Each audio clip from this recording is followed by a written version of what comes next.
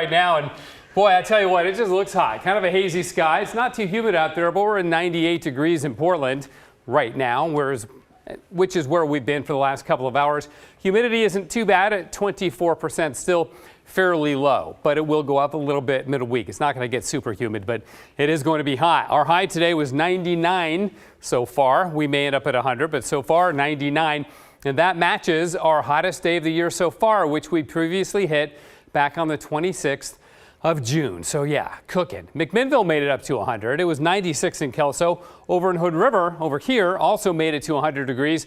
The hot spot in Oregon was the Dalles at that 108. Man, that is cooking. Ontario 100, Redmond 100, and 107 down in Medford. But notice the coast. In the 60s and 70s, we had 85 up at Astoria until the sea breeze kicked in. Much cooler there, and as we talked about earlier, people are flocking to the beaches to escape the heat, and why not? It's much better there.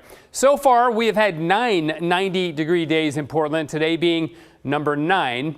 Our average for the year is 13, and the record was 31 back in 2018, and last year we doubled up on the average with 24, right?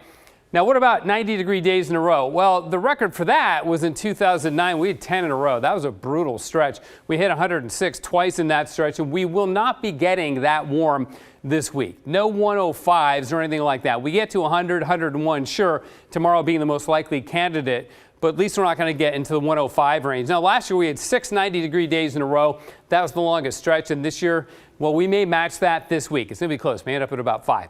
Okay, here's the excessive heat warning, which continues into Thursday night.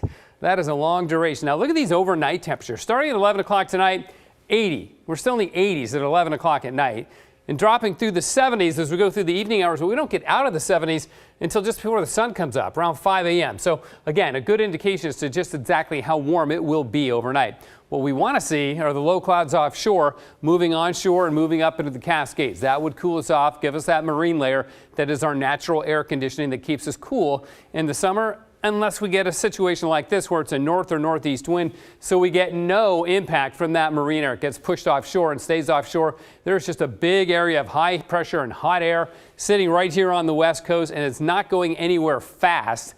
It'll eventually move off as we go into the weekend. I'll show you that in a minute. But first of all, in the near term, notice the winds in the Cascades. They are offshore, but at the coast, they're still slightly onshore. So that's why the coast won't get too hot. We keep that kind of north or northeasterly wind right on through Wednesday. And on Thursday, we'll begin to see a seepage of that cooler air. Here's the upper level and long range pattern for us. Slight cooling on Friday as the westerly flow begins to increase and the high pressure begins to break down a little bit. That begins on Friday. A little bit of cooling there.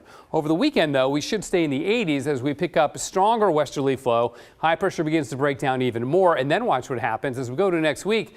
Suddenly it's much cooler. We go to a return of the pattern that we've seen for a good part of the summer with low pressure here along the west coast. Not going to get rainy and super cold, but it'll be much more comfortable and cooler as the hot air recedes back to the Midwest and the plains, which is where it has resided for much of the summer. So again, there is relief on the way, but it's going to take the work week to really get there.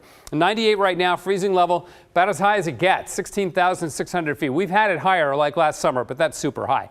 Very warm overnight tonight. Lows barely dropping below 70 here in town. Cooler once you get out in the country, of course. 101 tomorrow. That'll be a new record for the day. But then we stair-step down. Slowly at first, 99 on Wednesday, 98 on Thursday, 95 still on Friday. But then over the weekend, we drop it into the 80s and get some clouds finally by about Monday. So, it's just going to be hot. Hotter than biscuits.